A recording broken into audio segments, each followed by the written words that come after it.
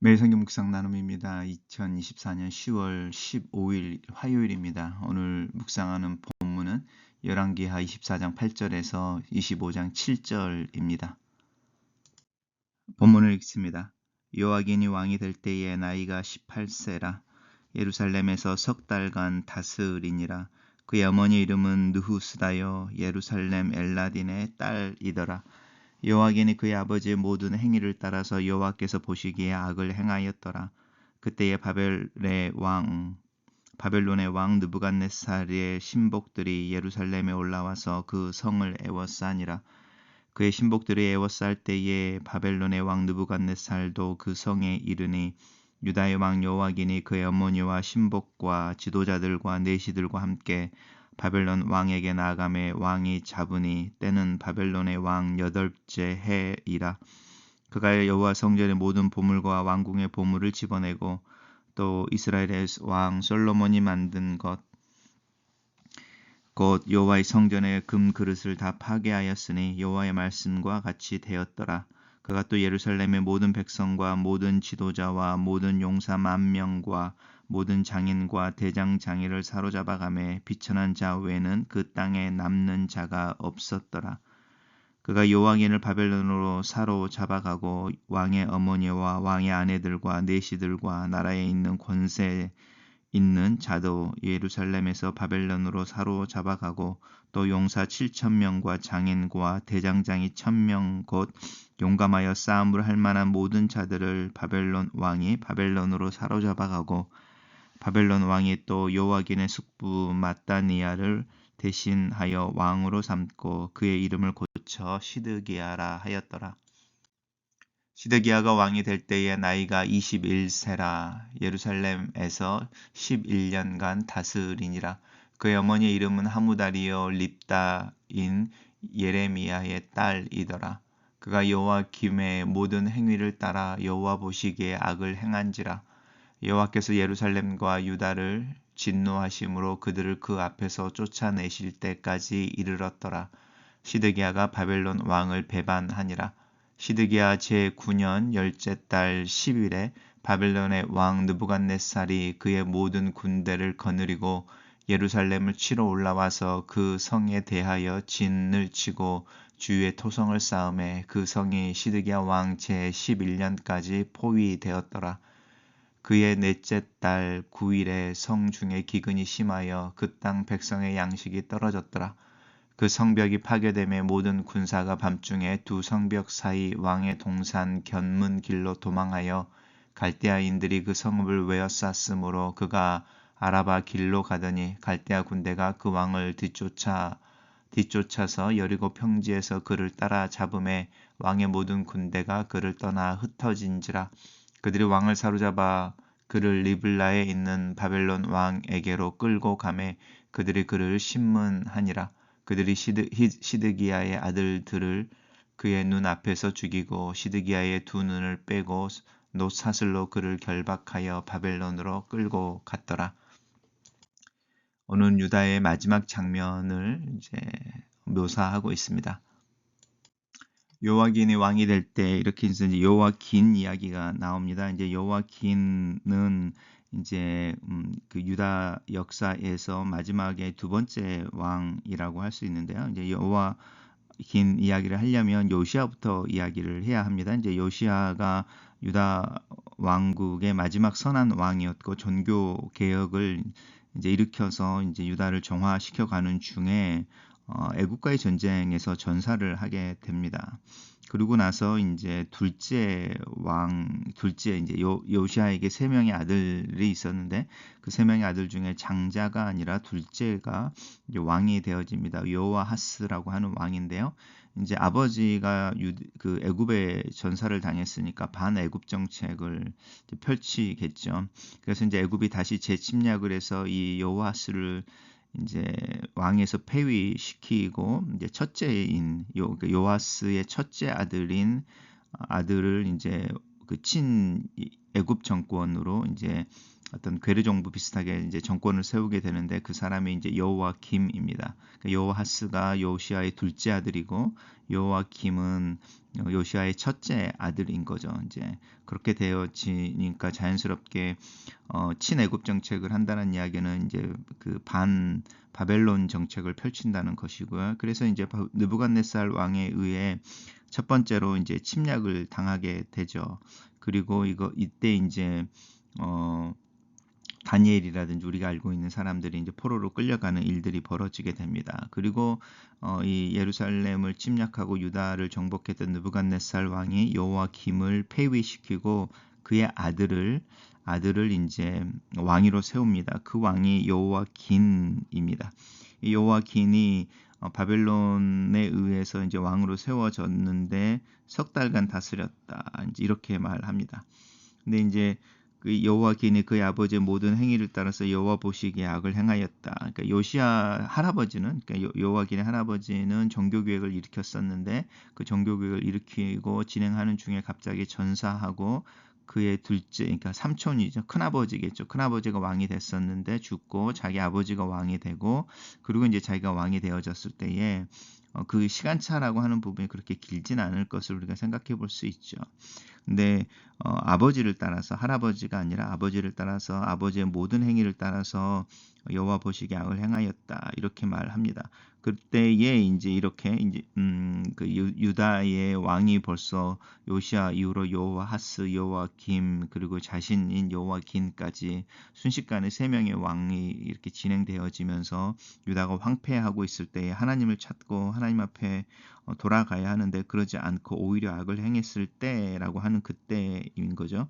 그때 이제 느부갓네살 왕이 다시 이스라엘 이제 침략하게 되는 거죠. 그러니까 여호와김인 자신의 아버지를 따라서 바벨론 정책을 폈었겠죠. 그랬을 때에 이제 그 여호와긴이 그의 어머니 신복 지도자들 내시들과 함께 이제 바벨론의 왕에게 나아갔다. 이렇게 스스로 이제 항복하게 되는 거죠. 그때가 이제 느부갓네살이 왕이 된 지 8번째 해였다. 열왕기에서는 서로의 먼저 왕이 된 그 나라의 왕의 연도로 통치 연대로 이제 역사를 이야기하는 경향이 있으니까요. 그리고 이제 그때 이게 이제 2차 침공인 거죠. 2차 침공 때 여호와의 성전에 솔로몬 지었던 모든 금그릇이 그리고 여호와의 성전의 모든 보물과 왕궁의 보물들이 그리고 예루살렘에 있는 모든 백성들 이야기하는데요. 이제 구체적으로 숫자들이 나옵니다. 모든 장인과 대사장들이 그래서 비천한 자라고 말하는데 일반 백성들 그리고 특별히 이제 전쟁에 나갈 수 없는 남자들 그리고 여인들 이제 이렇게 이야기하는 부분이겠죠. 그 땅에 남은 자가 비천한 자들 외에는 없었다. 그리고 여호와긴인 왕을 바벨론으로 사로잡아 가고 또 이 왕과 아내들과 내시들과 권세 있는 자들도 다 사로잡아 갔다. 이렇게 말합니다. 그러면서 다시 이제 반복되어지는데 용사 7,000명, 장인, 대장장이 또 용감하여 싸움을 할 만한 자들, 군대에 나갈 만한 모든 자들을 다 사로잡아 갔다라고 하는 거죠. 그리고 나서 이제 요아긴의 숙부인 거니까 이제 삼촌이라는 거잖아요. 그러니까 다시 이제 요아스의 새 아들로 돌아가는 거죠. 그러니까 둘째가 첫 번째 왕이 됐다가 폐위가 됐고 첫째가 왕이 됐고 그 왕의 아들이 이제 요아긴인데 요아긴을 잡아가면서 다시 삼촌으로 넘어가니까 요시아의 셋째 아들인 시드기야가 이제 유다의 왕이 됩니다.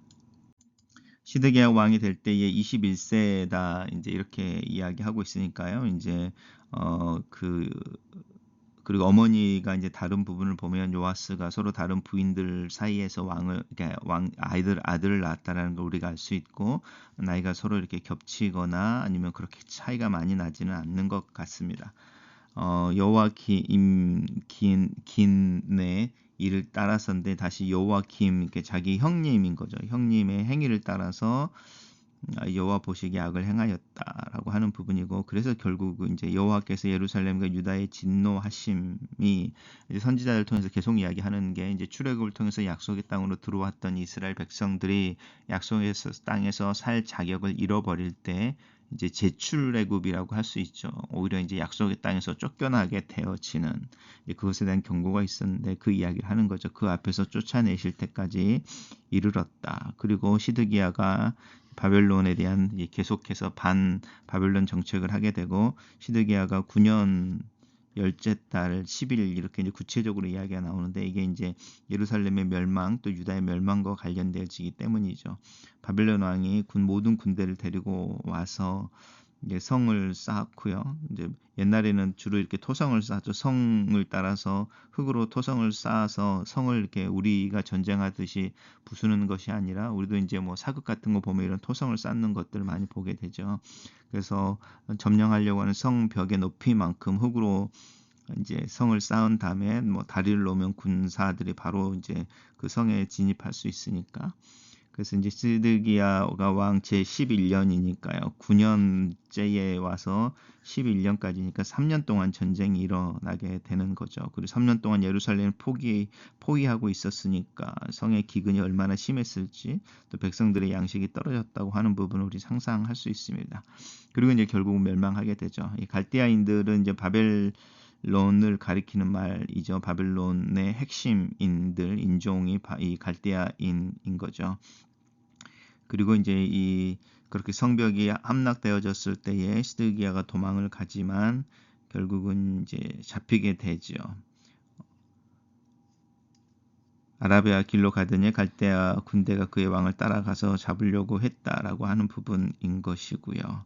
그리고 거의 이제 그의 군대들이 다 흩어졌다. 그리고 여리고 평지에서 잡혀서 이제 끌려가서 시드기야의 아들들은 다 죽고, 시드기야의 아들들은 다 죽고, 시드기야는 이제 두 눈이 이렇게 뽑힌 채로 이제 바벨론으로 끌려가게 됩니다. 이러므로 이제 하나님께서 히스기야에게 사실은 경고의 말씀이라고 하는 부분, 그 말씀이 유대에게 이제 적용이 되고 또 완성이 되어집니다. 단락을 요약해 보겠습니다.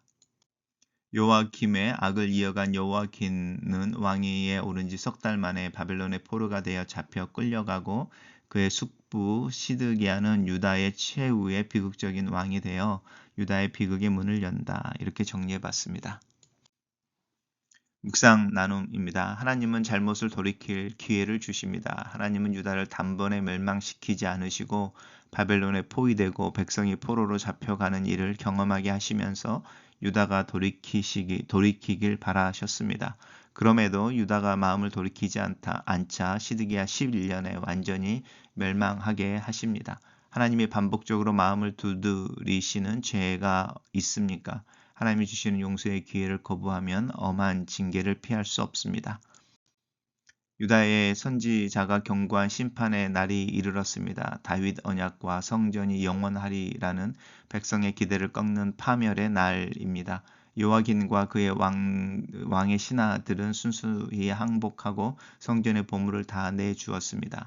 예루살렘 백성 가운데 비천한 자들을 제외하고는 남는 자 없이 모두 포로로 잡혀갔습니다. 바벨론은 특히 군인이 될 만한 자들을 잡아감으로써 유다를 완전히 무력화시킵니다. 이 순간 유다 백성에게 필요한 자세는 수용이었습니다. 있을 수 없는 일로 여기면서 한탄하기보다는 내 죄가 자초한 결과이며 하나님의 징계가 시작된 것을 알고 또 그것을 감당하는 태도였습니다. 죄를 짓고도 그 결과를 감당하지 않으려는 무책임한 태도를 버려야 합니다.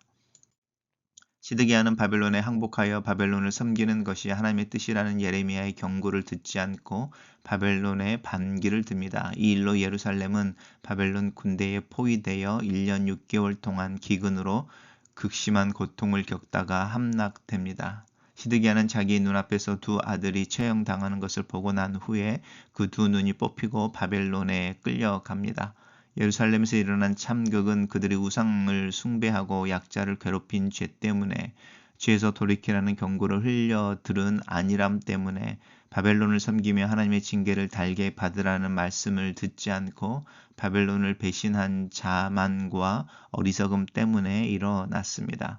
유다가 심판을 자초한 일련의 과정이 우리에게는 없는지 돌아봅시다. 죄의 결과는 참으로 참혹하고 죄를 향한 하나님의 진노는 매우 엄혹하기에 죄의 문제는 대강 다룰 수 없음을 기억해야 합니다.